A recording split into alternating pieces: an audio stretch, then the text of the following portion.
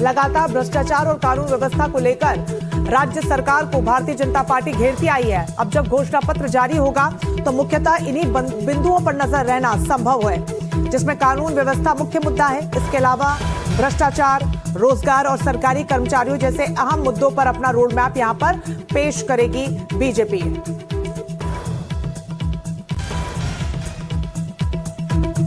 तो इस पूरी खबर पर ज्यादा जानकारी के साथ मनोरंजन भारती हमारे साथ कोलकाता से जुड़ रहे हैं। खड़गपुर से मनोज्ञा हमारे साथ बनी हुई है। सबसे पहले मनोज्ञा, आपका रुख करना चाहूंगी। बेहद महत्वपूर्ण है आज का दिन, क्योंकि गृह मंत्री भारतीय जनता पार्टी का घोषणा पत्र जारी करेंगे। मनोज्ञा।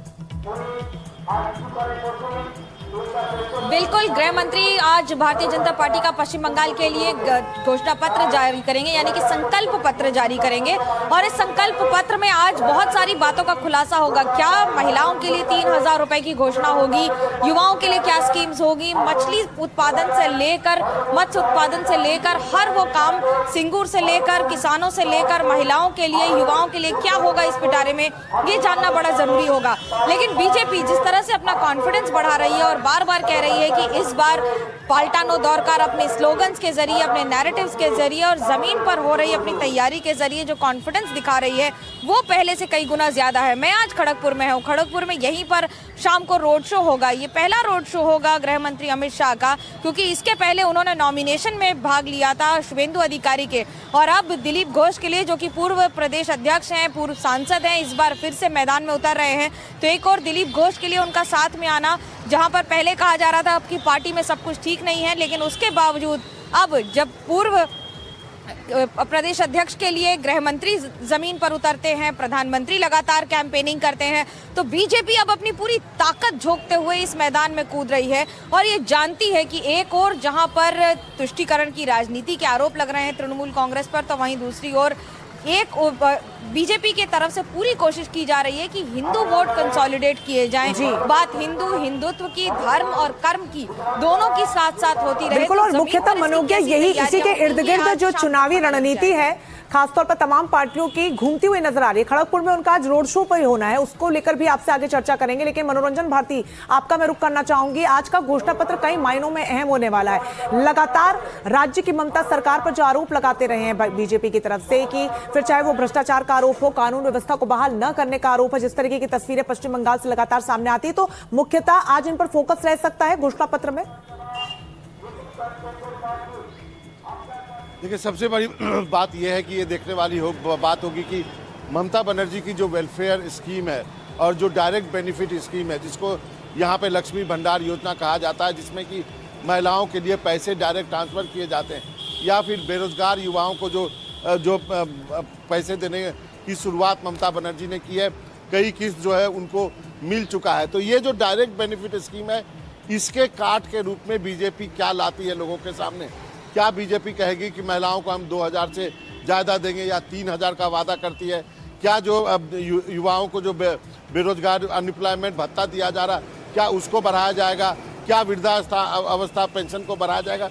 तो ये जो डायरेक्ट बेनिफिट स्कीम है, जिसके बारे में हमने बिहार के चुनाव में भी देखा, उसके पहले महाराष्ट्र के चुनाव में भी देखा कि कैसे जो है ये गेम चेंजर हो जाता है। ममता बनर्जी अभी जो है वो पैसा लोगों तक पहुंचा रही है। देखना होगा बीजेपी क्या वादा करती है, और वही लगता है कि सबसे की कंपोनेंट इस चुनाव में, इस मैनिफेस्टो में होने वाला है, जहां पर सबकी निगाहें टिकी। बिल्कुल मनोरंजन, और कल प्रधानमंत्री नरेंद्र मोदी ने जो अपनी 3 रैलियां की, उसमें 6 चुनावी गारंटियों का भी जिक्र किया और कहा कि कैसे बंगाल को अब तक राज्य की सरकार लूटती आई है, और जब हमारी सरकार बनेगी तो एक एक रुपए का हिसाब देना होगा। क्या इसकी भी झलक किसी प्रकार से घोषणा पत्र में नजर आ सकती है?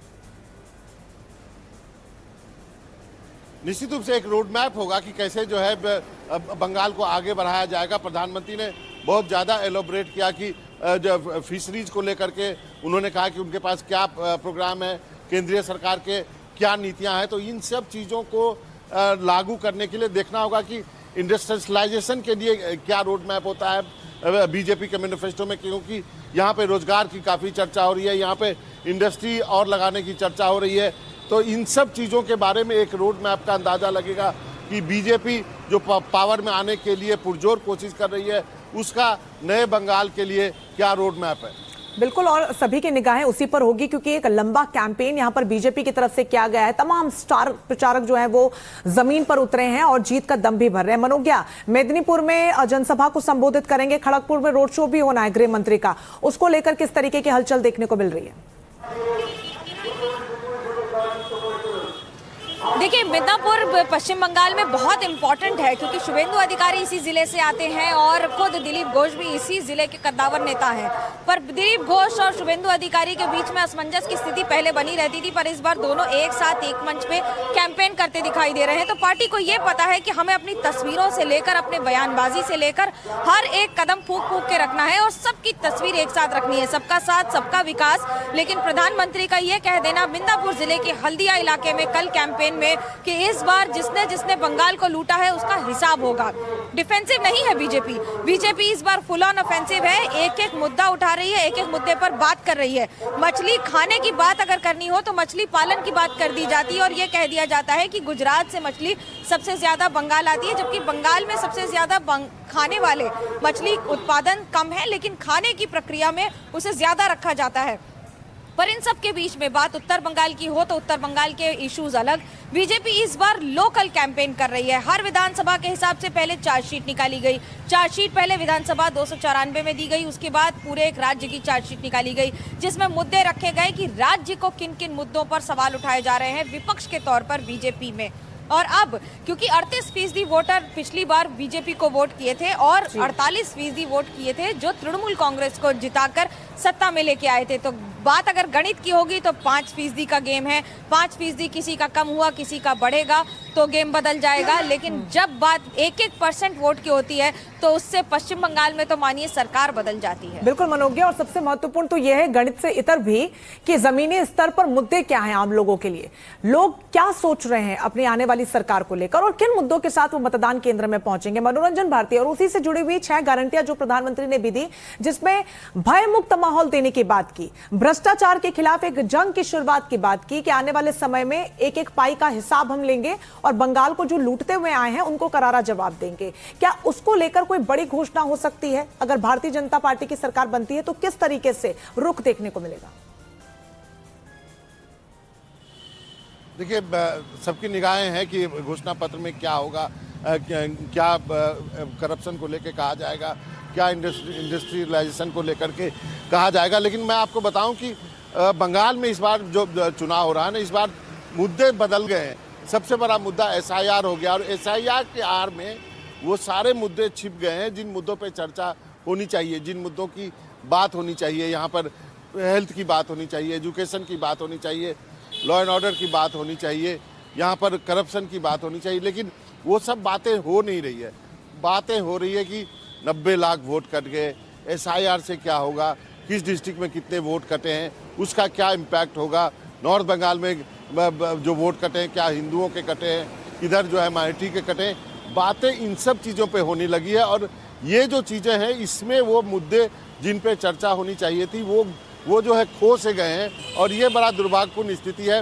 मुझे लगता है इस चुनाव में जिन मुद्दों पर हमको बहस करनी चाहिए थी, जिन मुद्दों पर ममता सरकार को घेरने की कोशिश होनी चाहिए, उसके बदले हम किसी और चीज़ पर यहाँ पे डिबेट शुरू हो गया है, वो है SIR। बिल्कुल, और सबसे महत्वपूर्ण मनोरंजन ये है कि लोगों के जहन में क्या चल रहा है और उनके बुनियादी मुद्दे क्या हैं जिनका जिक्र आपने किया, और तमाम विपक्षी पार्टियां राज्य सरकार को घेर जरूर रही हैं। मनोज्ञा, लगातार आप बनी हुई हैं सबका साथ सबका विकास और लुटेरों का विनाश, ये नारा अपनी रैली में प्रधानमंत्री नरेंद्र मोदी ने दिया। वहां की जनता इसको लेकर क्या सोच रही है? लंबे समय से पश्चिम बंगाल के चुनावों को आप कवर कर रही हैं, लोगों से अगर आप बातचीत कर रही हैं, क्या कहना है, क्या जहन में चल रहा है उनके? देखिए, मैं एक बात आपको बता दूं कि पश्चिम बंगाल में बहुत सारे मुद्दे रहे हैं, पर इस बार अगर 2 बड़े मुद्दे हैं तो उनमें पहला है SIR और दूसरा है पोलराइजेशन। हिंदू वोट हो या मुसलमान वोट हो, दोनों के अंदर इस बार धर्म के आधारित, मैंने पिछले 2 दशक में कभी भी बंगाल में इतना हिंदुत्व की बात जमीन पर कम से कम गाँव में या फिर किसानों से या फिर हर एक तबके से नहीं सुना है। कुछ एक शब्द आते हैं, बाचार लड़ाई या फिर मुसलमानों के लिए कि हमारे लिए भी बचने की लड़ाई है। तो बात सिर्फ एक धर्म की नहीं है, धर्म और कर्म इस बार दोनों साथ में चल रहे हैं। एसआईआर क्यों बड़ा मुद्दा है? क्योंकि एसआईआर से जो वोट बैंक या वोटर का जो मार्जिन है वो बदल जाता है। अगर भवानीपुर से 40,000 से ज्यादा वोटर के नाम कट जाते हैं तो यही वो मार्जिन था जिसने मुख्यमंत्री ममता बनर्जी को जीत दिलाई थी। और अगर वो मार्जिन बदल जाता है तो बेस बदल जाता है, यानी कि बेस लाइन बदलने से पूरा उसका फॉर्मूला बदल जाएगा। अब बात करते हैं हम लोग तीसरी बात, जो है महिला वोटर। महिला वोटर बहुत बड़ा मुद्दा है। 1,500 रुपए महिलाओं को मिल रहे हैं। भारतीय जनता पार्टी कह रही है हम इसे दुगना कर देंगे। तो क्या महिलाएं एक ये कह देने से कि आप हमारे साथ आ जाइए इस पर चली जाएंगी, या जो उन्हें पैसे मिल रहे हैं उस पर टिकी रहेंगी? और उससे बड़ा मुद्दा, ममता बनर्जी खुद, पॉलिटिक्स में एक शब्द है ऑप्टिक्स, और ममता बनर्जी जो सुप्रीम कोर्ट में जाकर एसआईआर के लिए अगर मुकदमे के साथ में खड़ी हो सकती हैं तो वो पॉलिटिक्स के ऑप्टिक्स को सबसे अच्छा जानती हैं। शायद यही वजह है कि उन्होंने अपने लोगों को तो ये कन्वे कर दिया, ये कहते हुए कि तुम्हें कुछ भी होगा मैं साथ में खड़ी रहूंगी और सुप्रीम कोर्ट, उच्चतम न्यायालय तक जाकर लड़ लूंगी। पर क्या भारतीय जनता पार्टी जिस तरह से कॉन्फिडेंस दिखा रही है, जिस तरह से मुद्दों पे बात कर रही है, वोकल मुद्दों पे बात कर रही है, चार्जशीट की बात कर रही है, और हर एक स्थानीय मुद्दे को उठाकर उसी स्थानीय मुद्दे से स्थानीय लोगों द्वारा इस आंदोलन को तैयार कर रही है, क्योंकि जो बड़े चेहरे आ रहे हैं वो बयानबाजी कम कर रहे हैं, कैंपेन जरूर कर रहे हैं। बिल्कुल, और ये बहुत ज्यादा महत्वपूर्ण हो जाता है मनोज्ञा समझना भी। और बांग्ला में उत्तर देती हैं, तो भाषा संगीत राजनीति बहुत इस बार चल रही है। बिल्कुल, और इसकी लंबी लहर एक बड़े दशकों से देखने को भी मिल रही है। मनोरंजन, ममता बनर्जी जिस तरीके से अपनी जनता को साधती है, फिर चाहे जैसा मनोज्ञा ने जिक्र किया कि अपनी आम बोलचाल की भाषा हो या फिर वहां के मुद्दे ही क्यों ना हो, लेकिन जब अब बीजेपी अपना घोषणा पत्र जारी करेगी तो उसके बाद क्या तस्वीर उलटते हुए देखी जा सकती है? क्या किसी प्रकार का बदलाव लोगों के जहन में देखने को मिल सकता है, उनके विचारों में देखने को मिल सकता है? देखिए, निश्चित रूप से सबको इस बात की उम्मीद है कि जो घोषणा पत्र होगा वो एक दिशा निर्देश करेगा। लेकिन आपने ममता बनर्जी की बात की, मैं कल ही उनके रैली में गया था, यहाँ से करीब 1-1.5 घंटे के रास्ते पे। जब वो मंच पे आती है ना तो बैकग्राउंड में एक गाना बजता है बांग्ला में। वो गाना है फाइटर दीदी के नाम से, जे लोर छे साबाद डाके से जो पावे बांग्ला माँ के।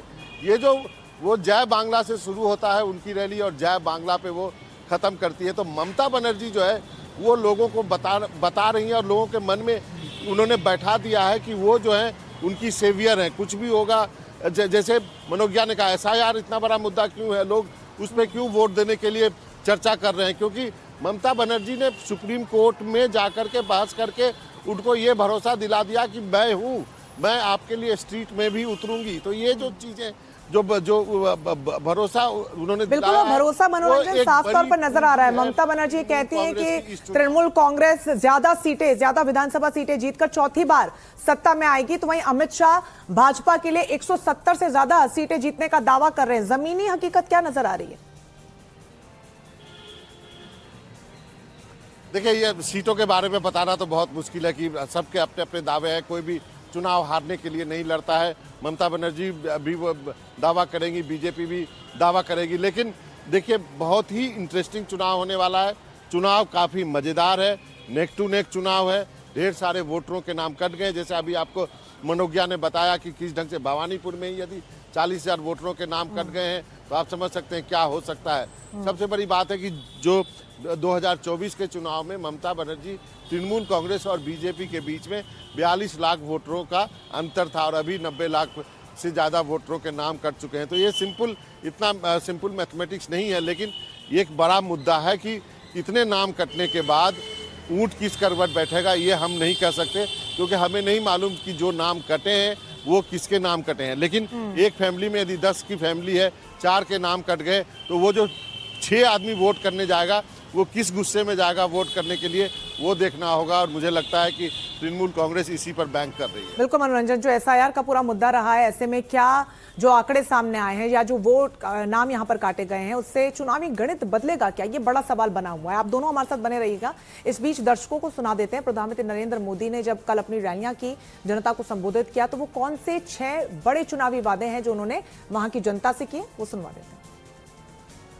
मोदी की तीसरी गारंटी, हर घोटाले, हर करप्शन और बेटियों के साथ हुए हर अन्याय हर रैप केस की फाइलें खुलेगी।